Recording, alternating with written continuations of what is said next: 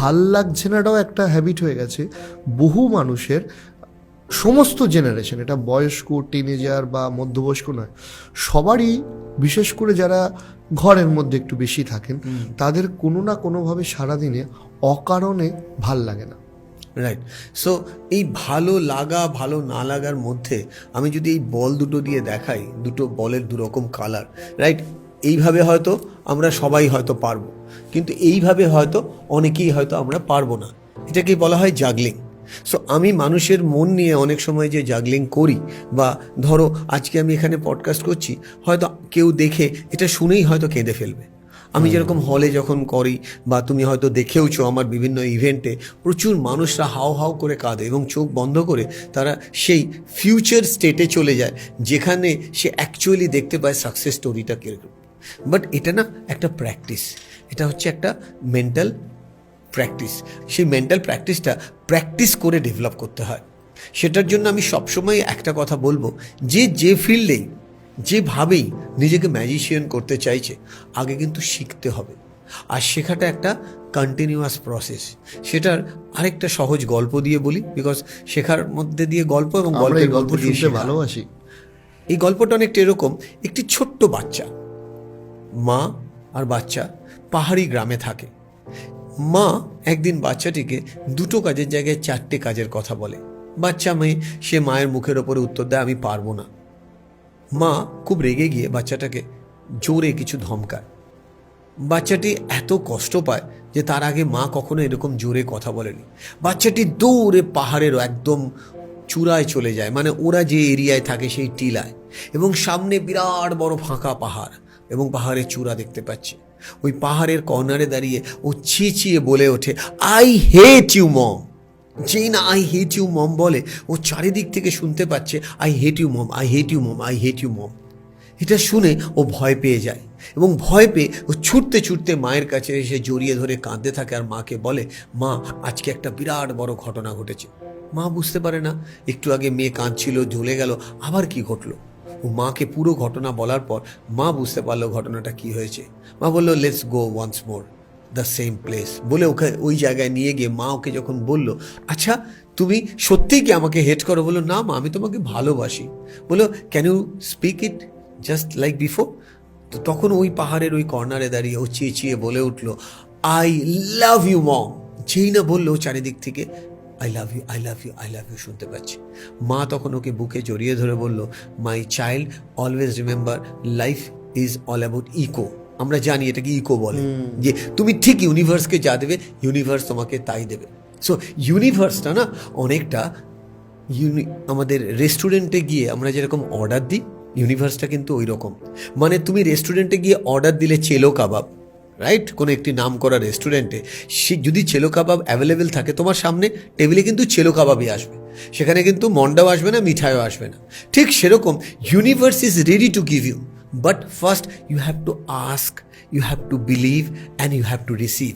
এটাকে বলা হয় আস্ক, বিলিভ, রিসিভ। আগে মেন্টাল মেকআপ তৈরি করতে হবে যে আমি ইউনিভার্সের কাছে যেটাই চাইবো অ্যাজ ইফ সেটা পাবো বলেই আমি চাইবো, এবং চাওয়ার সাথে ফুল ইন্টেন্সিটি নিয়ে আমাকে প্র্যাকটিস স্টার্ট করতে হবে। প্রত্যেক দিন আর্লি মর্নিংটাকে বেস্ট টাইম বলা হয়, আর্লি মর্নিং যেটাকে ব্রহ্ম মুহূর্ত।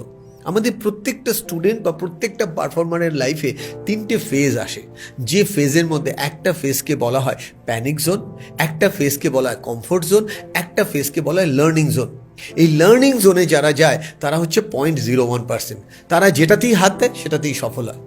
রাইট, মারাদোনাকে যদি দেখো, পেলেকে যদি দেখো, মেসিকে যদি দেখো, রোনালদোকে দেখো, সবাই কেন হতে পারে না? সবাই তো বল নিয়ে মাঠে যায়। তার কারণ সবাই এক্সটার্নাল জিনিসটা নকল করে, ইন্টারনাল জিনিসটা নকল করে না। ইন্টারনাল জিনিস মানে ভেতরটাকে চেঞ্জ করা, যেটার জন্য খুব দরকার হচ্ছে লার্নিং জোনে থাকা। So what is comfort zone? Comfort zone মানে পড়তে বসেছি কিন্তু ঘড়ির দিকে তাকাচ্ছি, কখন খেতে দেবে, কখন খেয়ে শোবো। বা পড়তে বসেছি কিন্তু বইয়ের ফাঁকে চলছে মোবাইল, সেখানে ইনস্টাগ্রাম, সেখানে রিল, সেখানে কিছু না কিছু একটা চলেই যাচ্ছে।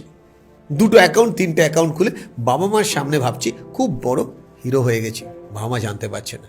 কিন্তু নিজের চিত্রগুপ্তের কাছে যে আমি টাইম চুরি করছি এবং নিজের মানিব্যাগ থেকে নিজেই যদি টাকা চুরি করে আমি যদি দুহাত তুলে নাচি, এর থেকে সহজ মানুষ বা পাগল মানুষ কে আছে আমি জানি না। এরকম আমরা সবাই কিন্তু লাইফে কোনো না কোনো সময় এই পাগলামির পাগলায় পড়েছি, কিন্তু সেখান থেকে বেরিয়ে আসার জন্য সেই চক্রব্যূহ অভিমন্যু চক্রব্যূহে যদি আমরা ঢুকে যাই, আমাদেরকে কেউ বার করতে পারবে না। আগে নিজে উইলিং হতে হবে যে am I willing to come out or not, right? তো সেটা আগে মাইন্ড মেকআপ করতে হবে, তাহলে কমফোর্ট জোনে হবে না। What is panic zone? মানে হঠাৎ করে তুমি দুদিন খুব সিরিয়াস হলে, এই পডকাস্ট দেখে খুব সিরিয়াস হলো, আবার জেগে সেই, তাহলে হবে না। কিন্তু লার্নিং জোনে থাকতে হবে। লার্নিং জোনকে বলা হয় কি, আর্লি মর্নিংকে ইউজ করা, মানে 3:30 থেকে 5:30টার টাইমটা সারা পৃথিবী ঘুমায়। যদি তোমার কাছে অপশন থাকে, ভোরবেলা গাড়ি চালালে একটাও সিগন্যাল তুমি পাবে না, ফ্রি, সব কিছু ফ্রি, ইভেন পেট্রোল অব্দি ফ্রি, এক্সাম্পল বোঝাচ্ছি। তাহলে তুমি নিশ্চয়ই চাইবে সকালবেলা ডেস্টিনেশনে আগে পৌঁছে যেতে, রাইট? সো আমরা অনেক সময় এটা দেরি করে ফেলি, যার জন্য আমি কি বলি, আমার ফর্মুলা অনুযায়ী, start before you start, finish before you finish. শুরু করার আগে শুরু করো, শেষ করার আগে শেষ করো। যারা ভালো হয়, তারা লার্নিং মোডে থাকে, তারা সব সময় শুরু করার আগে শুরু করে। কাল করব বলে কিছু নেই। কিছু এক্সারসাইজ দেখাবো যেটা আমাদের ব্রেন ওয়েভকে তৈরি করতে পারে। গল্প কিনে এভাবে যদি আমরা ঘোরাতে থাকি, তাহলে দেখবো একটা দিকে কিন্তু আমাদের হাত খুব ইজিলি ঘুরছে, কিন্তু আরেকটা দিকে একটু একটু অসুবিধা হচ্ছে, রাইট? সো আমাদের মাথায় রাখতে হবে যে দিকটা অসুবিধা হচ্ছে সেই নিউরনাল পাথওয়েটাকে ওপেন আপ করতে হবে। মানে ডান হাত দিয়ে আমি ভালো পারি, হয়তো বাঁ হাত দিয়ে পারি না, রাইট? তো এই ছোট ছোট এক্সারসাইজগুলো আমি দেখালাম। আরেকটা এক্সারসাইজ হয় এই 2টো বল ড্রপ খাওয়ানো। আরেকটা যেটা একটু আগে দেখাচ্ছিলাম, এইভাবে কি করা, জাগলিং করা, প্র্যাকটিস করা, এটাতে ব্রেন ওয়েভ খুব ভালো হয়। আরেকটা হয় ডান হাত দিয়ে যে কোনো একটা লাইন ক্যাপিটালে লিখে সেটাকে বাঁ হাত দিয়ে লেখা। তোমাকে একটা কথা বলাই হয়নি, আমার কাছে প্রচুর এরকম স্টুডেন্ট এসছে যেটা বাবা মারা প্রায়ই ভুল করে থাকে। ছোটোবেলায় বাচ্চাটি চাইছে বাঁ হাতে লিখতে, বাবা মা মারধর করে, দিদা ঠাকুমা মারধর করে তাকে ডান হাতে লিখিয়েছে। তার কারণ ছোটোবেলা থেকে আমাদেরকে শেখানো হয়েছে ডান হাত ভালো, বাঁ হাত খারাপ। এটা একটা ডিজাস্টার। আমি জানি না এটা কতজন ফেস করেছে লাইফে, বা তুমি আমি হয়তো ফেস করেছি কিনা আমিও জানি না, কিন্তু রিসার্চ বলছে ছোটোবেলায় যদি কোনো বাচ্চা বাঁ হাত দিয়ে কিছু করতে থাকে তাকে এনকারেজ করা উচিত। তার মানে আমাদের ব্রেন ক্রসওয়াইজ কাজ করে। যদি বাঁ হাত দিয়ে কেউ করছে তার রাইট ব্রেন অনেক বেশি অ্যাক্টিভেট হয়, ওয়ারাস যে ডান হাত দিয়ে করছে তার লেফট ব্রেন মানে লজিক্যাল ব্রেন। সো বাঁ হাত দিয়ে যদি কেউ কিছু করে তাকে এনকারেজ করা উচিত, ডিসকারেজ করা একদমই উচিত। এটার জন্য ADHD থেকে আরম্ভ করে এরকম অনেক কিছু ডিসঅর্ডার কিন্তু হতে পারে, আমি দেখেছি আমার নিজের চোখের সামনে চেম্বারে।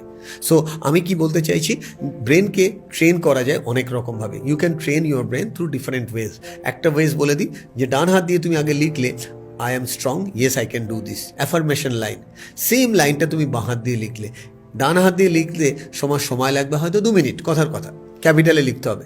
সেটাই বাঁ হাত দিয়ে লিখতে তুমি নাও 5 মিনিট, বাট যেন জেরক্সের মতন হয়।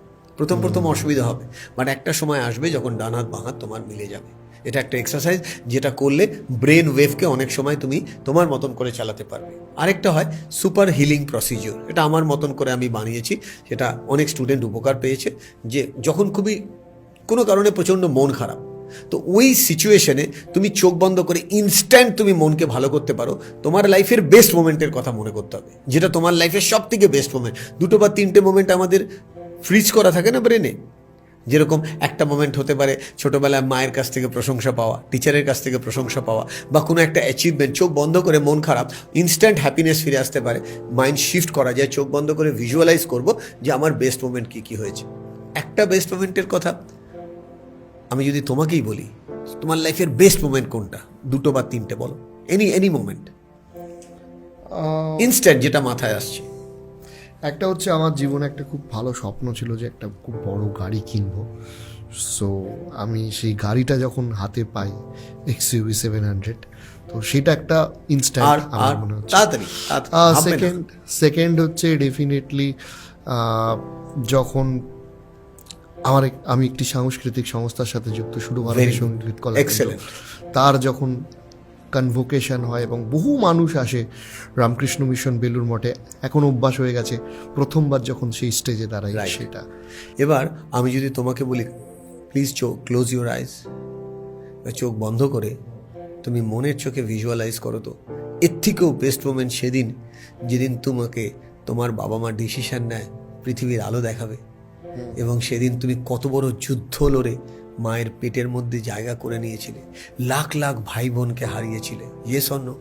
এটাও তো এক ধরনের যুদ্ধ, এবং সেই যুদ্ধটা কিন্তু তুমি দেখিনি, কিন্তু 3 ইডিয়টসে এটারই খুব সুন্দর একটা এক্সাম্পলও দেখানো হয়েছে, যে আমরা জানতেও পারিনি সেই যুদ্ধের সময় ভাই বোন অনেকে বলেছিল আমরা পৃথিবীর আলো দেখব, কিন্তু তোমার মা তোমাকে জায়গা করে দিয়েছিল।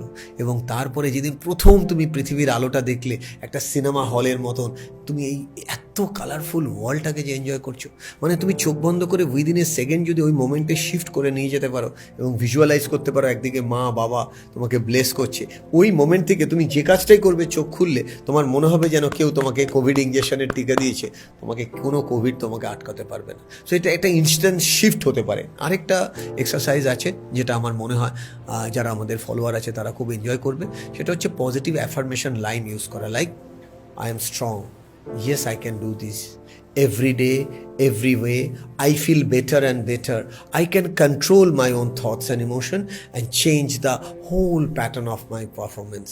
এটাকে বলা হয় এনএলপির ভাষায় টোনালিটি দিয়ে বডিকে ফিল করা। মানে আমাদের টোনালিটি আমাদের ভিজুয়াল যে পাওয়ারটাকে সেটাকে বাড়িয়ে দিতে পারে। মানে আমি যদি ফ্ল্যাট ওয়ার্ডটা না বলে আমি যে টেকনিক্যাল ওয়ার্ডটা ইউজ করলাম, এই টোনালিটি কিন্তু বিরাট কাজ।